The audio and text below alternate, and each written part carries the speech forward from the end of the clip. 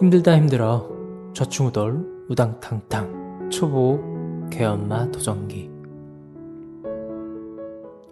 강아지를 키우는 사람이라면 누구나 공감할 것이다. 처음 강아지를 키우기 시작했을 때의 설렘과 초조함, 기쁨과 행복, 그리고 걱정. 한동안은 아예 집에서 나가지 않거나 설사 일이 있어 나오더라도 한시라도 빨리 집에 들어가고픈 마음에 발을 동동 구르게 된다.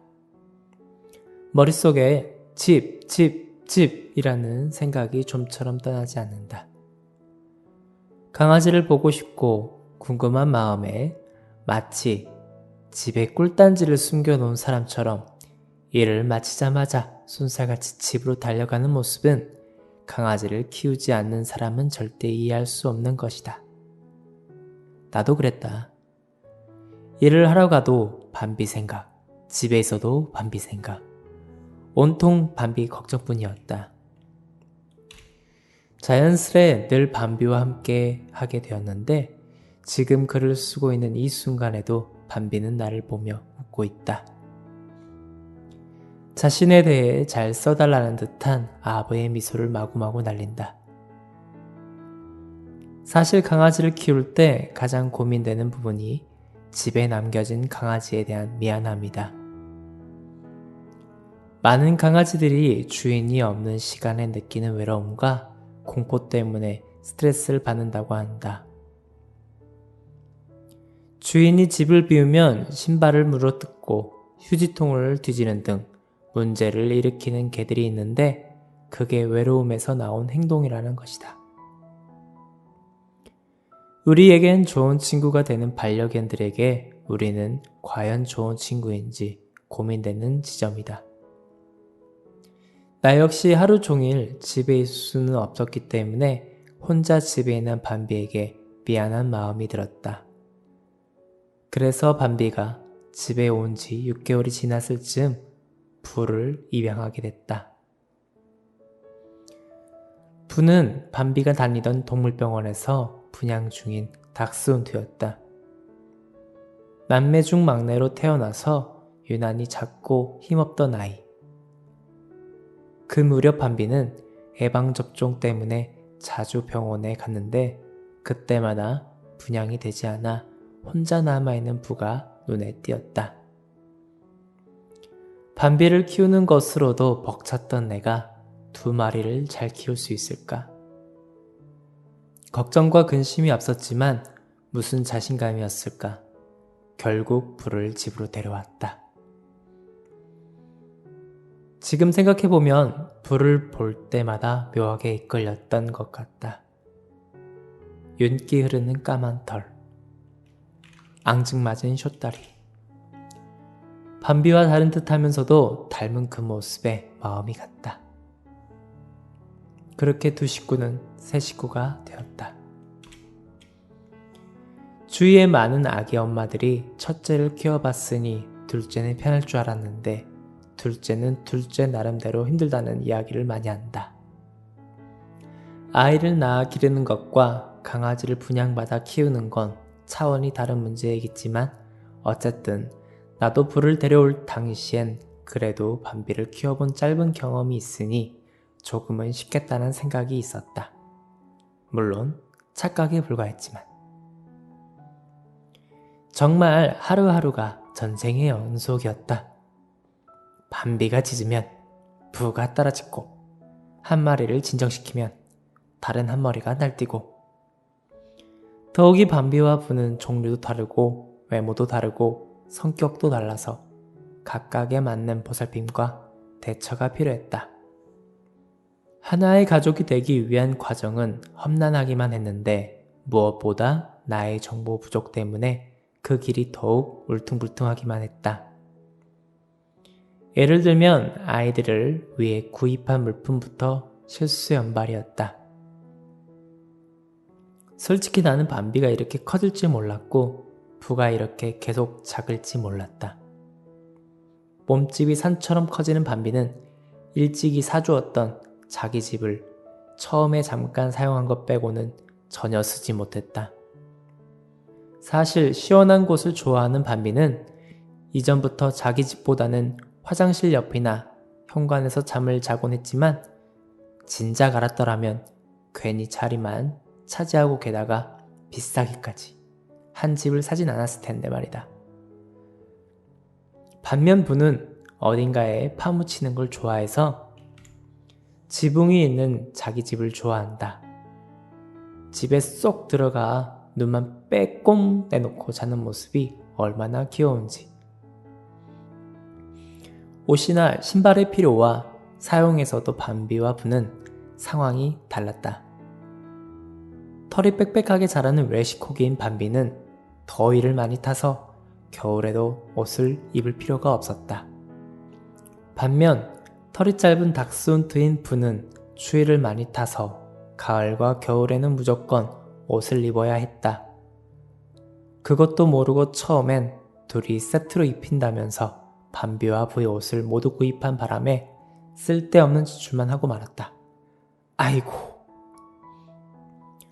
누군가와 함께 걷기 위해선 많은 정보가 필요하다. 상대의 걸음 속도를 알아야 보폭을 맞출 수 있고, 그가 오르막을 힘들어하는지 내리막을 어려워하는지를 알아야 배려할 수 있다.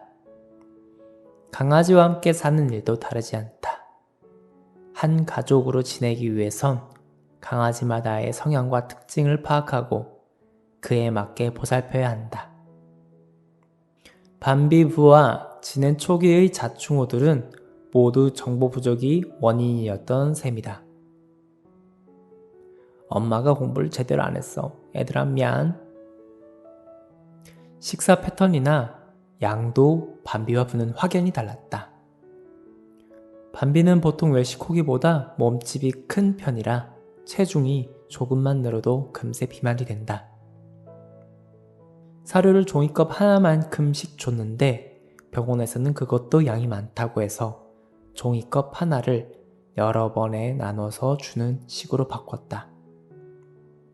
부 같은 경우는 하루에 몰아서 한 끼를 먹으면 공복 기간이 길어지기 때문에 구토를 한다. 그래서 하루 동안 먹을 양을 2번으로 나누어 준다. 부는 식탁이 없는 편인데 비해 반비는 식탐이 많아서 다른 강아지, 사람들이 먹는 모습을 보면 자기도 먹고 싶어서 거의 혼이 나간다. 낑낑, 잉잉 옆에서 어찌나 한달하는지 조금 먹여줄까 싶다가 이내 마음을 다 잡는다. 그건 반비를 위한 일이 아니라는 걸 알기 때문이다. 키우는 사람에 따라 다르겠지만 어느 정도의 상한선을 정해두고 사료나 간식을 주는 것이 좋다. 예쁘다고 마냥 음식을 주면 우리 반려견들의 건강을 더 해치는 일이 될지도 모른다. 사료를 살 때에도 강아지에 맞게 고르는 것이 중요하다. 강아지마다 입맛도 다르고 체질도 달라서 적합한 사료가 따로 있기 때문이다. 샘플 사료를 미리 먹여보고 사는 것도 좋다. 사료는 뜯고 나면 교환이 안 될 뿐더러 요즘은 사료도 맛이 다양해서 강아지들이 특정 맛의 사료는 안 먹는 경우도 있기 때문이다. 반비는 사료 중 하나가 몸에 맞지 않아서 설사를 한 적이 있다. 마트에서 대량 구매하는 게 저렴하지만 조금 비싸더라도 병원에서 강아지의 체질에 맞게 추천받은 사료를 구입하는 방법도 좋겠다. 부의 몸집은 작고 반비의 몸집은 크기 때문에 사료의 크기도 강아지에 맞게 골라주어야 했다.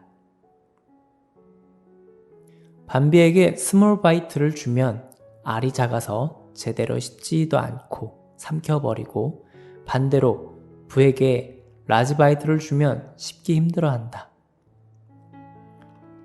물통의 경우도 처음엔 똑같이 핥아 마시는 물통을 샀는데 어느 날 검진차 병원에 갔을 때 수의사 선생님께서 물으셨다. 설마 반비와 분 모두 핥아 먹는 물통 하나로 물을 먹이세요? 네, 그런데요. 그럼 안 되나요? 선생님께서는 부보다 몸집이 크고 활동량이 많은 밤비는 핥아야 물이 조금씩 나오는 방식의 물통으로는 갈증 해소가 되지 않았을 것이라는 설명을 덧붙여 주셨다. 그날 이후론 밤비가 물을 충분히 마실 수 있게 큰 접시로 물통을 바꾸었다. 이처럼 아기 때부터 밤비와 부를 겪어보니 강아지 분양 전에 무턱대고 물건을 미리 사는 것보다는 아이가 커지는 과정과 성향을 보고 사는 편이 좋겠다고 느꼈다. 지출도 줄이고 강아지 성향에 꼭 맞는 물건을 줄 수 있으니 일석이조. 가끔 밤비가 미운 짓을 할 때는 너 자꾸 그러면 엄마가 너 버릴 거야? 하고 못된 말을 하며 혼내기도 하지만 세상에 절대 버림받을 만한 강아지나 맞을 만한 강아지는 없다고 생각한다. 강아지가 말썽을 피우는 것처럼 보이는 상황도 어쩌면 우리가 강아지마다의 성향을 제대로 알지 못했기 때문이 아닐까? 원래 잘 짖는 성향의 개를 입양해 놓고 너 왜 이렇게 시끄럽게 짖어? 혼날래? 라고 나무란다면 강아지 입장에서는 정말 억울한 일일 것 같다. 그건 목소리가 본래 큰 사람에게 말이 참 많으신 것 같아요. 목소리가 커서 그런가? 라며 면박을 주는 일과 마찬가지가 아닐까?